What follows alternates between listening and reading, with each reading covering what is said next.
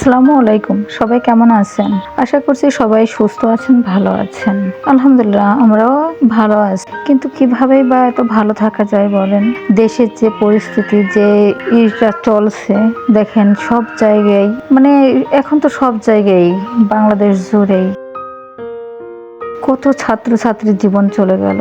মানে কি বলবো, এটা নিয়ে আর ভাষা খুঁজে পাচ্ছি না, আর বলতেও চায় না। মানে বলতে গেলে পারেই মানে হারিয়ে যায় সবকিছু, আর শুধু মনে পড়ে যায় ওইগুলাই, তাই বলতেও চাচ্ছি না। এই ভিডিওটা অনেকদিনই করে রাখছি, তা হচ্ছে দেওয়া হয়নি, নেটের কারণের জন্য দেওয়া হয়নি। আর এমনিতেই হচ্ছে মনও ভালো নেই, এই জন্য হচ্ছে আর দেওয়া হচ্ছে না এই 2 দিন ধরে। যাই হোক, আমার আপুরা ভাইরা অনেকেই হচ্ছে দেখছি টুকটাক করে হচ্ছে একটু ভিডিওটা ছাড়ছেন, তো মাঝে মাঝে দেখতে যাচ্ছি, কিন্তু নেটের প্রবলেমের জন্য দেখা যাচ্ছে না। তো টুকটাক করে একটু একটু করে দেখছি, কিন্তু অনেকের কমেন্ট করছি, অনেকের কমেন্টটা করা হচ্ছে না। যে আসলে দেখতে যে ভালো মতো দেখা যায় না, তো বেঁধে বেঁধে যাচ্ছে। আর তাছাড়াও দেশের যে খবরটা মাঝে মাঝে ওই খবরগুলোই দেখছি যে কি হচ্ছে, এই জন্য আর হচ্ছে এরকম মানে বেশিরভাগই ভিডিওগুলো দেখছি, দেখে আবার চলে আসছি কমেন্ট না করেই, শুধু একটা লাইক দিচ্ছি, দিয়ে চলে আসছি। তা ভাবলাম যে আমার ছোট্ট একটা চ্যানেলটার হচ্ছে নার্স হলো সমস্যা, আর হচ্ছে দেখছি যে অনেকটাই কমে গেছে। তা ভাবলাম যে আজকে দেখে একটু দিয়ে দিই ভিডিওটা, এই জন্যই আমি ভিডিওটা শেয়ার করতে আসলাম আপনাদের সাথে। তো আমি এইখানে হচ্ছে যে রান্না করেছি হচ্ছে উস্তে, আলু, আর হচ্ছে খুব সম্ভব রুই মাছ মনে হয়, এটাতে রুই মাছ দিয়ে রান্না করছি। তারপরে আর একটা হচ্ছে আমি ভিডিও দেখছিলাম আজকে, দেখি যে আমার আমি অনেক দিন ধরেই ওনার হচ্ছে ভিডিও দেখি ওই চ্যানেলের ভিডিওটা, কিন্তু বেশ কিছুদিন ধরে দেখা হয় না। তো দেখলাম যে ওই আপুটা অনেক অসুস্থ, মানে ভিডিওটা দিয়েছে, বোম্বে গেছে মনে হয় ভিডিও।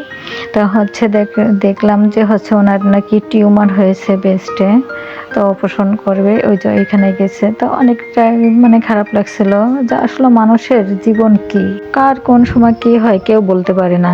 এই ভালো এই মন্দ, তো এতদিন ধরে দেখলাম ভালো, হঠাৎ করেই হচ্ছে সে অসুস্থ হয়ে পড়ছে। তার মানে এমন অবস্থা, তার অপারেশনটা করতেই হবে, তার গায়ে হচ্ছে ব্লাড নেই, এরকম অবস্থা।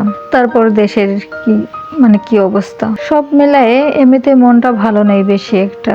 মেয়েদের যে পরীক্ষা স্থগিত হয়ে গেছে, এই পরীক্ষাটা চলতে চলতে যে বাচ্চারা যে একটা ইসের ভিতরে চলে গেছে, এটা কি আর ভালো মতো পড়তে পারছে না। কিন্তু পরীক্ষাটা হয়ে যাচ্ছিল, হয়ে গেলে প্রায় ভালো হতো।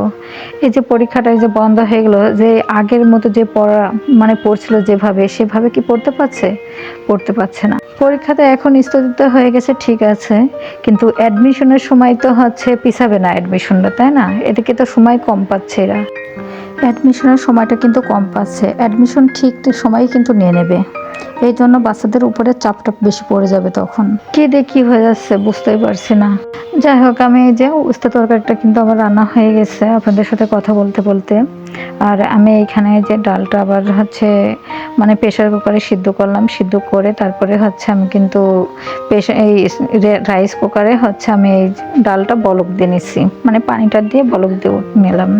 নিয়ে এখানে আম ডাল রান্না করছি। আমি যে ফ্রিজে রাখছিলাম একটু কিছু মানে কাঁচা আম, ওই আমটাই বের করে হচ্ছে একটু আম ডাল রান্না করছি। তো যারা এতক্ষণ ধরে আমার ভিডিওটি দেখছেন তারা একটা লাইক দিবেন, কারণ আপনাদের একটা লাইক আমাকে আরও একটি নতুন ভিডিও বানাইতে উৎসাহিত করবে। আর আমার ভিডিও যদি আপনাদের কাছে একটুও ভালো লেগে থাকে তাহলে সাবস্ক্রাইব করে পাশে থাকবেন, বেল বাটনটি অন করে রাখলে আমি যে ভিডিওটাই দিব না কেন আপনাদের কাছে নোটিফিকেশন চলে যাবে। তারপরে হচ্ছে নিজেও একটু অসুস্থ, কারণ হচ্ছে এই যে চিন্তা ভাবনা করলে পারে আমার প্রেশারটা আবার হচ্ছে আপ ডাউন করে, শুধু একেবারে হচ্ছে মাঝে দেখা যাচ্ছে হাই হয়ে যায়, অনেক হাই, আবার হচ্ছে অনেক সময় আছে যে একেবারে লো হয়ে যায়।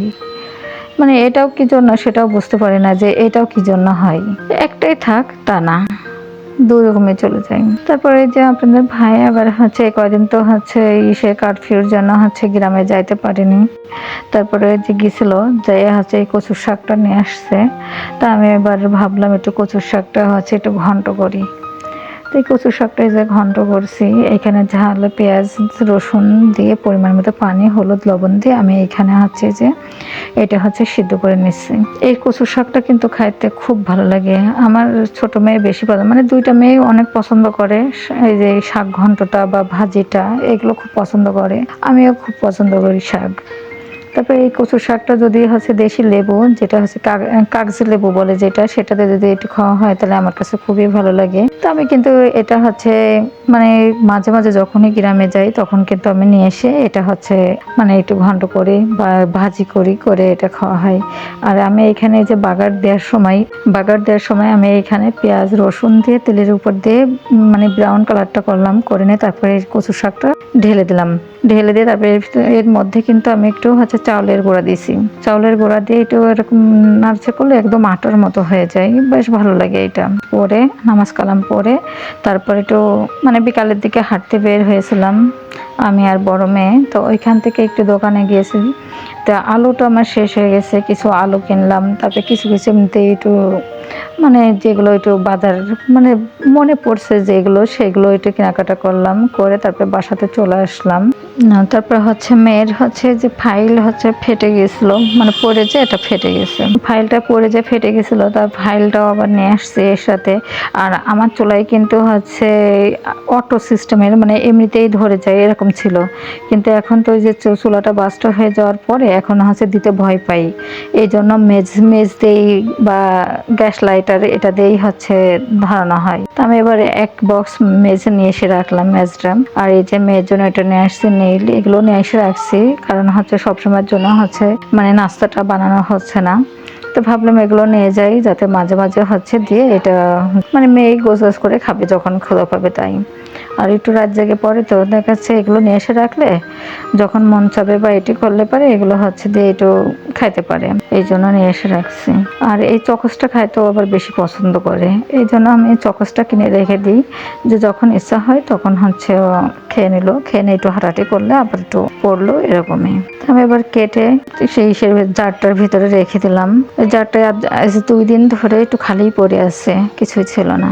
আর এটা হচ্ছে পরের দিন সকালে ঘুম থেকে উঠলাম, উঠে নিয়ে তারপরে মেয়েদের হচ্ছে বেডে আরেকটা বেডশিট ছিল, থাকলে মেয়ে আবার বললো যে আমি আপনাদেরটা পারি। তো আমি বললাম পারো, তো ও আবার পেরেছে এখানে। আর এই যে আপনাদের ভাই হচ্ছে বাজারে গেছিল, বাজারে যেয়ে দুধ নিয়ে আসছে। এই দুধটা নিয়ে আসতে হচ্ছে সকালের দিকেই আমি জাল দিয়ে রেখে দিয়েছিলাম। এবার এই দুধটা জাল দিছি, এই সরগুলো উঠাবো। আর এখানে হচ্ছে কিছু দুধ আমি উঠাই রাখছি। এই যে এটা হচ্ছে সন্ধ্যার সময় ওই যে দুধটা জাল দিয়েছি, জাল দেওয়ার পরে এটা হচ্ছে ছোটো মেয়ের জন্য দিচ্ছি এটা। আর আপনাদের ভাইয়ের জন্য এটাও আপনাদের ভাইয়েরও একটু বানিয়ে দিয়েছি। আর হচ্ছে এই যে ব্রেড নিয়ে আসছিলাম, ব্রেড দিয়ে তারপরে হচ্ছে দিয়ে দিয়েছি, জেলি দিয়ে একটু কেটে দিলাম। আর একটু কফি বানাবো আজকে সন্ধ্যার সময়, এটাই নাস্তা। কারণ ভালো লাগছে না তো, বানাইতে ইচ্ছা করছে না, আর প্রচুর গরম পড়ছিল, এই জন্য আর হচ্ছে বানানোর করিনি। কি মা, একটু পরে যাবো বাবা। এই যে এইভাবে করে আপনাদের ভাইয়ের জন্য দিচ্ছি, দিয়ে মানে আপনাদের ভাইয়ের দেব, আর বড় মেয়েও খাবে এটা। একবারে হচ্ছে ওদেরটা আলাদা করছি, আর আপনাদের ভাইয়েরটা যেটা দিয়েছি সেটা একটু শেয়ার করলাম আপনাদের সাথে।